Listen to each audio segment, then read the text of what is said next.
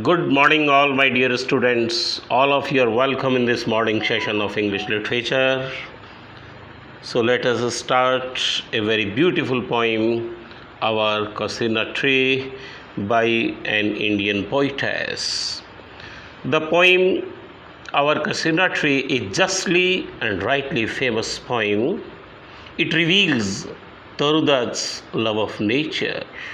When she returned to India in 1873, the family took up residence at their house 12, Manki Tolan Street in Calcutta. The surrounding of the Calcutta house were greatly conducive to the growth of Toruda's poetic faculty. Birds, flowers, fruits, these immensely appealed to her. In this poem, she displays her mighty power to describe natural beauty in words. The young poetess took fancy for the kasina tree in her garden. This poem is a piece of everlasting value and has great freshness in it. About this poem and a few other poems Edward Thompson wrote, these poems are sufficient to place Tarudat in the small class of women to have written words that can stand. So, dear students, with an analytical approach, let me start to propagate the theme of the poem. The Kasrina tree in Tarudat's house garden is very majestic. Like a huge python, a creeper winds round its rough trunk. It has made deep scars very high up to its top. No other trees could survive the embraces of this creeper. This huge Kasrina tree wears the scarf of the creeper. Bunches of deep red flowers hang round all the branches of the tree. The whole day, the birds and the bee gather there. Whoa, what a beauty! The whole day, the birds and bees gather with insistent musical strains. Often the garden is filled with the sweet songs of the bird, which sings continuously without pause in the dark night while all men are sleeping. Like the poetic benediction, like a huge python winding round and round the rugged trunk, indented deep with scars up to its very summit near the stars, a creeper climbs in whose embraces bound no other tree could live. But gallantly, the giant wears the scarf, and flowers are hung in crimson cluster. Crimson, deep red, clusters all the boughs among. Whereon all day are gathered bird and bee. A beautiful poetic talent is being presented here. Bee, bird, and bee. And oft at nights the garden overflows with one sweet song that seems to have no close. Through simple poetic benedictions, an amplification of thoughts and emotions have been intermingled in a beautiful manner, sung darkling from our tree while man repose. My next point, when first my casement is wide open, thrown at dawn, my eyes delighted on its rest. Let me explain in detail.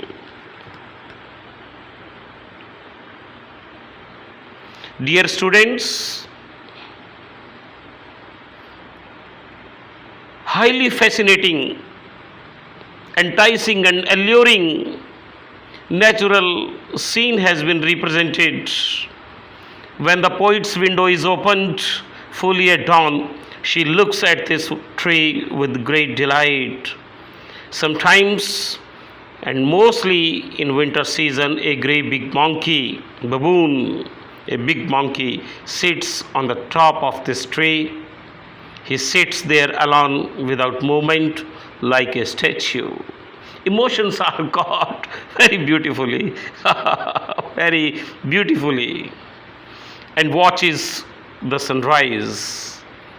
At the time his small young ones jump about and play, at dawn, the cockylas cuckoos hail, welcome the day. Their songs of welcome. Their sleepy cows go to the pastures in this season beside the white trees. The beautiful and vast water lilies bloom on the surface of water tank. These water lilies look like snow collected on the surface of the broad tank of water. The cassia tree is very dear to the soul of the poetess. Besides it being a magnificent tree, there are other reasons for the poetess to have a great love for this tree. They used to play as a child and collectively in childhood. All the children they used to play under this tree. Although much time has lapsed, yet the poetess has intense, deep, and extensive love for this tree, and she will always love this tree for the sake of her sweet companions, her brother Abuja, who died very young in 1865, and her elder sister Aru, who died in 1874 at the age of only 20. She has very sweet association with this tree, and she will always love this tree for the sake of her unforgettable association. This integral association of the poetess with this tree and natural surrounding leaves indelible impression in the poetic minds for all times to come. This tree is mixed with the memories of her dead brother and sister. Therefore, it will always arise in her memory till hot waters blur her vision and blind her eyes. She listens to the sad murmur of the tree and thinks that it is like the noise of the sea striking against the beach covered with pebbles. It reminds us a very beautiful poem, Dover Beach. The same situation has been represented in the poem Dover Beach, Pebbles Against Seashore. This sad murmur is the lament of the cassia tree, a very mysterious or strange speech or sound that perhaps may reach the unknown land, the land where her dead brother and dead sister have gone. The wailing of the tree was unknown, yet known to the eye of the faith. She has heard the wailing sound of the tree in distant countries of France or Italy, her contemporary period and situations and amplifications. Far away in those distant countries, beside many dark bays, when the ghost or spirit of water and the sea waves gently touched the told shores of these countries, France and Italy. It was at the night under the moon, the earth lay motionless, as if in a state of trance or dreamless swoon. At all times, when the music was heard by the poetess, she saw the concrete form of the cassia tree before her inner vision, inward eye, or imagination. The vision of the tree was seen by the poetess as she had seen the tree in the happy prime of her life, around loved native reason. Actually, it has become a source of flight of imagination for the poetess to lose herself in the realm of poetic imagination. Dear students, only on your demands, within 5 or 6 Hindi sentences I am going to explain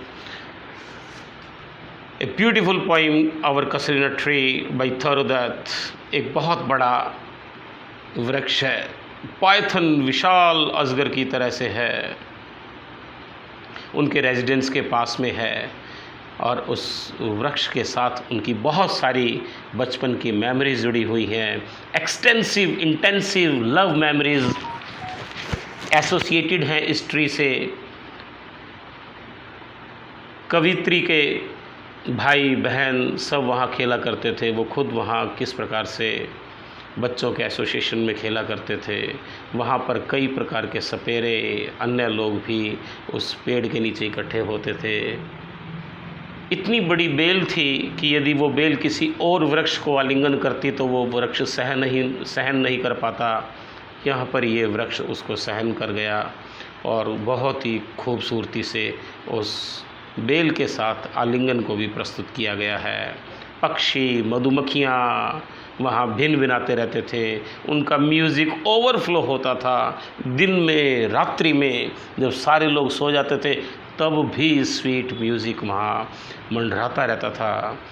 आज कवित्री की आत्मा यहाँ इस कविता में मंडरा रही है। प्रातःकाल मॉर्निंग में जब कभी विंडो खुलती थी तो हमेशा कवित्री और उसके परिवार के सदस्य वहाँ पर द सो कॉल्ड मेंबर्स, विशेष रूप से कवित्री, खिड़की में से उस पेड़ को बहुत गहराई के साथ, आनंद के साथ निहारती थी। कभी कभी सर्दियों में एक बबून, एक बड़ा मोंकी ट्री के टॉप पर बैठ कर के राइजिंग सन को निहारता हुआ दिखाई देता था। ये सारे मेटाफोरिकल सेंस को शो इस रूप से प्रदर्शित कर रहे हैं कि ये जो ऑब्जेक्ट मेटाफोरिकल है वो एक एवरलास्टिंग मेमोरीज़ को रिप्रेजेंट कर रहा है। And she has lost her self in this association of tree, children, mates, birds, bees, and their sweet flow of musical overflow of powerful emotions are being represented. So a catalytic approach has been made by the poetess in this poem. A love of nature, a love of supernature, a love of childhood memories, all things simultaneously are being represented in the text of the poem. So I think in all world literature, in the Nike of the poetry, the poetess has become immortalized herself. इस प्रकार से कवित्री ने अपने आप को अमर बना लिया है, उनका काव्य भी अमर हो गया है और उन्होंने अपने आप को भी अमर बना लिया है। तो डियर स्टूडेंट्स, इसको डिटेल स्टडी करने के लिए हम और आगे थोड़ा सा एक्सप्लेनेशन, कॉन्टेक्स्ट, रेफरेंस भी timely we can upload, and I think you will enjoy this poem a lot because the simplicity of language is being projected out like a missile for everlasting amplitude of poetic imagination as well as poetic diction.